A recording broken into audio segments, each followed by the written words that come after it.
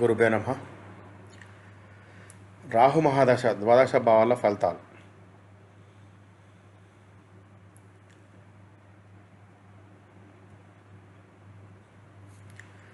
రాహు ఉన్న స్థాన ఫలితాలు రాహు మహాదశ కాలంలో మాత్రమే ఈ ఫలితాలు వర్తిస్తాయి. లగ్నము జాతక చక్రంలో ప్రథమ స్థానాన్ని లగ్నం అంటారు. రాహు ప్రథమ స్థానంలో ఉన్న జాతకుడు సహాయ గుణం కలిగి ఉంటాడు. ముఖం మీద మచ్చలు కలిగి ఉంటాడు. ధైర్య సాహసాలు ప్రదర్శించేవారుగా ఉంటారు. ద్వితీయ స్థానంలో ఉన్న రాహు నల్లని ఛాయగలవారు. మాట కుటుంబ సంబంధించిన వ్యవహారాల్లో ప్రభావం చూపిస్తాడు. తినే పదార్థాలపై ప్రభావం బాగా ఉంటుంది. రాహు తృతీయ స్థానం ఉన్న జాతకుడు క్రీడాకారుడు, ధనవంతుడు, సాహసికుడు అవుతాడు.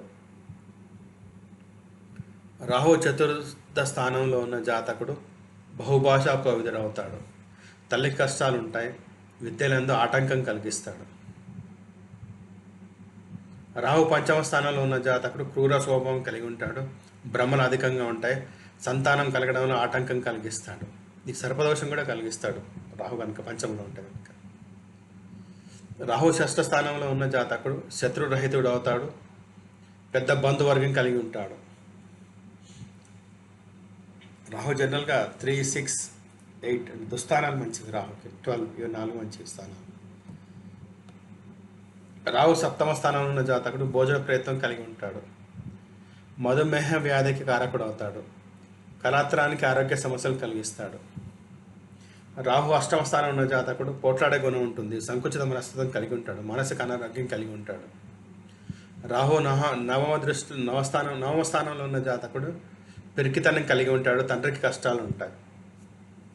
ఇంకొకటి ఏంటంటే రాహు 9లో ఉంటే అతన్ని మోసం చేయడం చాలా ఈజీ. అంటే prone to be deceived. 10 Rahu దశమ స్థానంలో ఉన్న జాతకుడు కళాకారుడు, కవి, రచయిత, యాత్రికుడు అవుతాడు. రాహు ఏకాదశలో ఉన్న జాతకుడు ధన సంపద కలిగి సమాజంలో గౌరవ మర్యాదలు కలిగి ఉంటాడు.